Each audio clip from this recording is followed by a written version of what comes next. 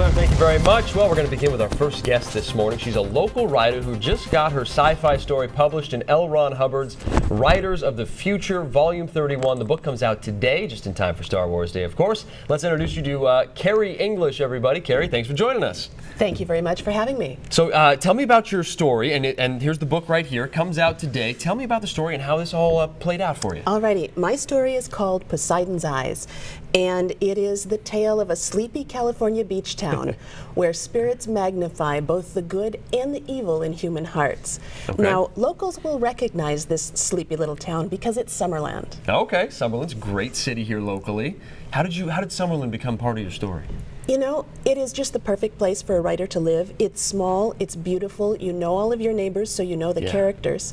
And it's got this wonderful history of spiritualism. And so it was all there. All I had to do was write and imagine just a little bit and push it just a little bit farther. Great. And the book, there's a contest, right? Can you explain how the contest works? Okay, the contest accepts entries from all over the world 4 times a year. Okay. So anyone can enter. It doesn't matter how old you are. The only thing that matters is that you have to be an amateur writer. You can't have more than 3 short stories professionally published.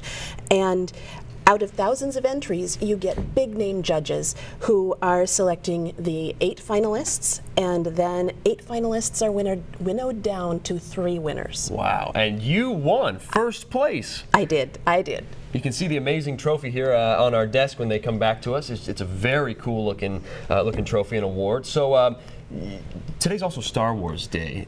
As a writer, does that make an impact with generations? Okay, for me, I would not be writing if it was not for Star Wars. The Empire Strikes Back came out when I was in 8th grade, and I could not wait a whole year for a sequel. Interesting. The very first thing I ever wrote was a sequel to The Empire Strikes Back. I wrote it in pencil, longhand, in a notebook during class. And so this is the perfect day for me to have this book be launched because it's Star Wars Day, and that's why I'm writing. How exciting. Well, Writers of the Future, you can get the book now. It's available now. Tell me a little bit more about your story. I know it's in Summerland, and it's the spirits are there, and it's a great town to write about and write in.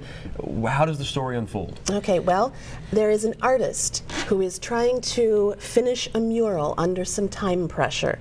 Now, her mural features Poseidon, but what she doesn't know is that Poseidon is a whole lot closer than just that mural. And that's a little tease for you there. All right, very good. We're going to go back to this trophy here. How did you learn you were the winner? You know, I had known I was a finalist, but the judges need time to read all of the stories. So you wait, and it's an agonizing wait. You wait in a month, maybe 6 weeks. Sure. So then on a Sunday night, I was curled up watching a Jane Austen movie, not expecting anything, and I get this phone call that says, "Kary, you've won, and you've won first place." And so it was sock dance, Tom Cruise style time in my kitchen. That is great stuff. Well, one more thing I want to ask you about. Being a writer, how did you know that moment that it just clicked? You mentioned you were 8 years old when you were writing. Yep. You know. Have you known ever since?